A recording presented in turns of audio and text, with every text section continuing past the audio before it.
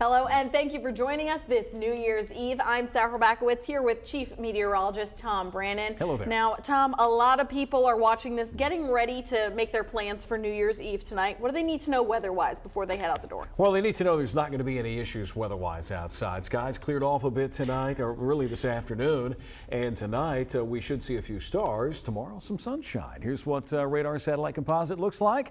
No precipitation falling. Now some lower clouds in northeast Arkansas, some higher clouds in central and western Arkansas.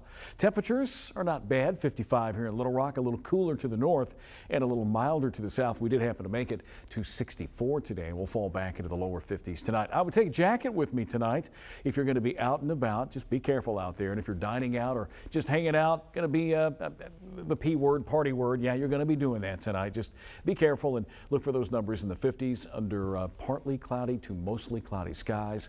And coming up in a few minutes, we'll take a look ahead at our Monday forecast, which does call for a few storms, Sarah.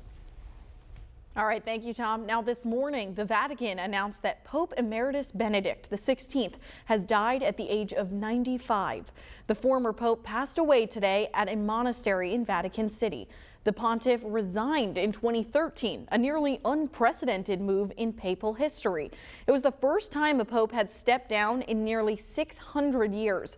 The Vatican says Benedict's body will be on public display in St. Peter's Basilica starting Monday. A funeral will also be held on Thursday, January 5th in St. Peter's Square. And tonight we honor the legacy of broadcasting icon Barbara Walters, who died yesterday at the age of 93. Rena Roy shares a look back at Walters' remarkable life. Barbara Walters, trailblazing broadcast journalist, was known for interviewing the major newsmakers and stars of our time in a news career spanning more than 50 years. Do you feel funny crossing the Bay of Pigs with an American? Starting her career as a writer and producer on NBC's Today Show in the early 1960s, Walters went on to become the co-host in 1974. Good morning, I'm Frank McGee and Barbara Walters is here. Becoming the first woman to co-anchor a network morning broadcast. Take 3, cue Barbara. Good evening. After moving to ABC News, Walters became the first woman to co-host a network evening broadcast on the ABC Evening News in 1976. Thank you, Harry. Over her career, Walters sat down with world leaders and Hollywood stars. You would drive me nuts, and I would drive you crazy because I would be saying, but didn't you, or haven't you, or haven't you? Well, we could try it and see if it worked out. I think we'll stop and reload. Interviewing every president and first lady from Richard Nixon on. Are you sorry you didn't burn the tapes? Yes. Does it bother you today when people say Ronald Reagan is the president of the rich? How important is it for the president to be a role model? Was it worth it if there were no weapons of mass destruction? Why are you so unpopular? From 1979 to 2004, Walters was the co-host and a producer of ABC's 2020. And in 1997, she created and co-hosted the daytime talk show, The View, retiring in 2014. This is my legacy. I look forward to not having a schedule. In her personal life, Walters was married more than once and is survived by her adopted daughter, Jackie. I look back and I think, I wish I had been with her more. I was so busy with a career. I wish I had spent more time with my Jackie. The woman who spent her career probing others asked how she'd like to be remembered herself. I want to be remembered by my daughter as a good and loving mother. I want to be remembered by my friends as somebody who was loyal. I want to be remembered in television, maybe as a creator, maybe as a good newswoman. No, more than being remembered, I hope that by younger women, I can help them aspire.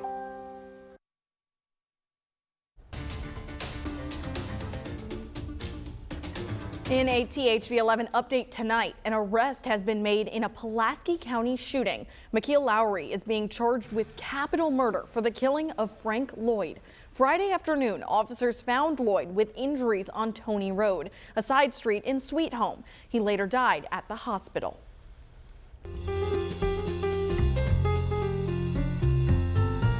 Countries around the world are ushering in 2023 and bidding a farewell to 2022 with fireworks and cultural events. Wendy Gillette is in Times Square, where crowds are already preparing to say Happy New Year when the clock strikes 12.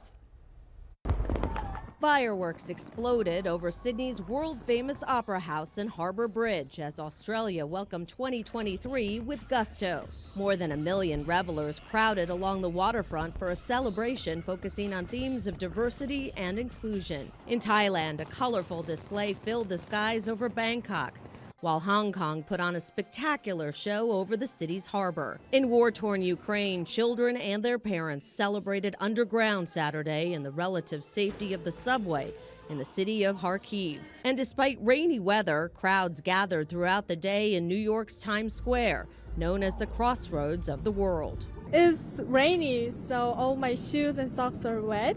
I've been here since 7. Got the jitters and butterflies in my stomach because I'm really excited. As always, security is extremely tight here in Times Square. Thousands of uniformed police officers are patrolling. Police say there are also bomb squads and radiation detection teams, as well as undercover operations. There's cops everywhere. There's people here standing, making sure everyone's feeling well. We've been asked, are you okay? Do you need water? So we're good. At the stroke of midnight, the nearly 12,000-pound Waterford crystal ball and about a ton of confetti will officially bring in the new year. Wendy Gillette, CBS News, New York. And hours ago here in Arkansas, families kicked off their New Year's Eve celebrations a little bit early at the Museum of Discovery. The event, coined New Year's Eve, is for families with little ones who might not be able to stay up late to ring in the new year.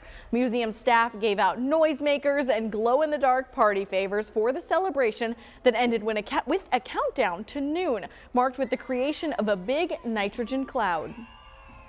So this just allows families to get in on the fun and have that big countdown that you would have at midnight. So you're not missing out on anything, but then you get to go to bed at your normal bedtime.